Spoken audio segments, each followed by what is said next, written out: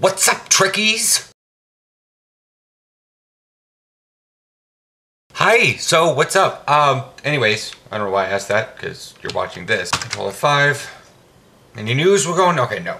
Well, there's no new news since I checked last night. I've kept the tabs in order that I want to talk about these in, because I know sometimes the news can be, the stuff you want to hear is at the end, and if I go in order, then I'm talking about like a ship for a really long time. I'm going to try to get this up as fast as I can, because there's a Chase Masterson interview, which is Lita from Deep Space Nine, not Babylon 5. Star Trek we're talking about here. The interview with her is at 11 a.m. today, and it's on their Twitch TV channel. Link is below. I don't know, like I said, I'm gonna try to get this thing up in the next hour. You guys can like click there. You can submit questions, but like I said, this thing was posted last Friday, so. Next thing, Sigma versus Omega. I kind of like Omega, and I voted for Omega. Because, I don't know, I don't like nacelles being on top of the ship. Like, here's the saucer, and the nacelles come back like this, like the fleet escort, patrol escort, whatever it's called now. Where it's like, here's the saucer, and then the nacelles come in like way here, and not really liking that one. I like the nacelles that are offset a little bit, although this one has a bigger saucer than I was expecting. I don't know. It says design your own ship, and I'm like, what is this for? These all look like escorts. Gamma won last time. That makes sense. Narrow nacelles is weird, especially when you've got a big saucer.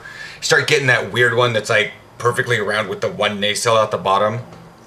That was screwy. And then, yeah, this is the last one for round one, and then looks like we'll be going and doing Alpha versus Gamma next week, and I'm gonna need to see the configurations of that one. And then it'll be Epsilon versus whoever wins this week. The big news is the Galaxy. Well, the Galaxy Dreadnought remodel, and then the Dreadnoughts are also getting a tier 6 upgrade. So, what's this? The Monarch class Dreadnought Cruiser. We have created a long requested Dreadnought Cruiser variant based on the Monarch class Exploration Cruiser. So it's got like chunky engines, kind of shaped like, I don't have 5 fingers, but there's like a flat part at the top, but they are angled like this.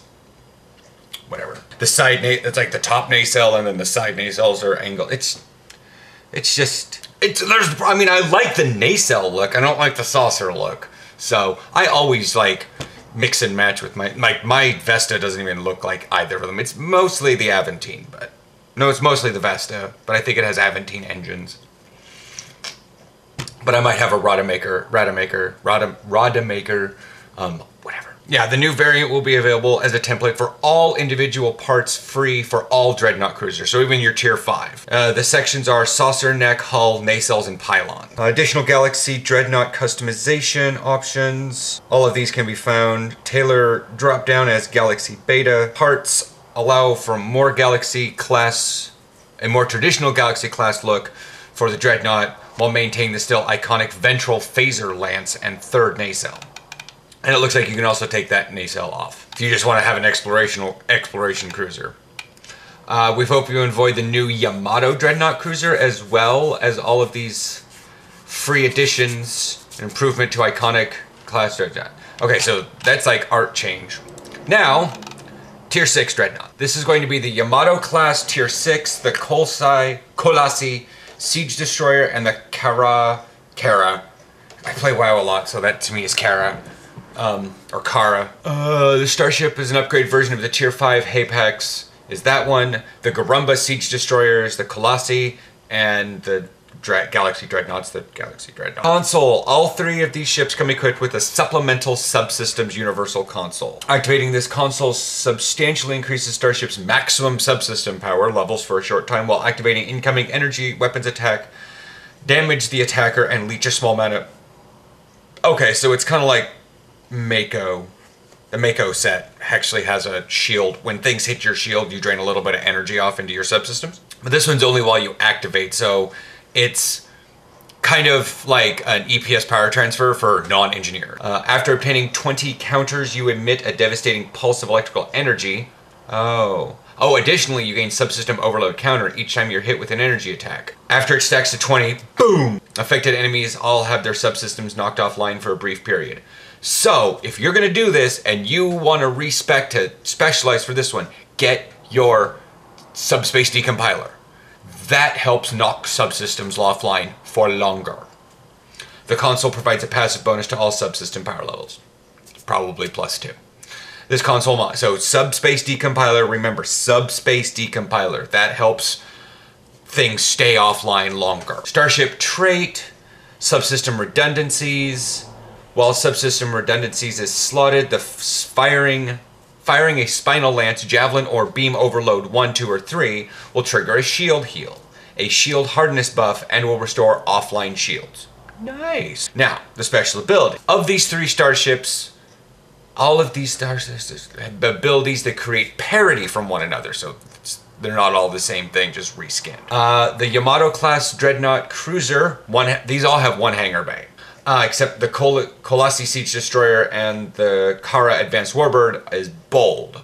So that means it's new. The can use console universal saucer separation found on the Exploration Cruiser retrofit. Built-in final spacer lance. Final spacer lance. Spinal phaser spinal. It's too early in the morning to read this. The Colossi Siege Destroyer hangar bay built-in siege mode ability allows use of the javelin ability, which I guess is slightly different than a spinal lance, but it might be a beam that shoots out as like kind of a torpedo-like, because that seems like a javelin rather than okay. I don't know. Maybe the Kara Advanced Warbird can dual vector separation found on the Hakona Advanced Warbird. It has a hangar bay and built-in plasma spinal lance. Plasma. So each starship comes with its own unique costume. They can cover, but they can also use parts from lower tier ships within the same family. Yamato Dreadnought Cruiser can use the Galaxy and Monarch costumes for free, and it can use the Ventures costume if that starship is owned. Colossi can use the Garumba's costume for free. The Kara can use the Hapax costume for free, and it can use the Hakona's costume if that starship is owned. In addition, owning the Kara Advanced Warbird unlocks costume options for the Hafe Assault Warbird and Hanam Guardian Warbird. Alright. Availability. They'll be in the C-Store probably Thursday. Or they can be found as packaged together in Tier 6 Cross-Faction Dreadnought Bundle. Spend more money. Hooray! That's that. The Dreadnoughts are they don't actually have the stats in here that are like being upgraded to Tier 6, but I would just guess that, there's not too terribly much. It's like bonus hull. I mean, the Dreadnoughts are pretty powerful as is, so it's like, hello.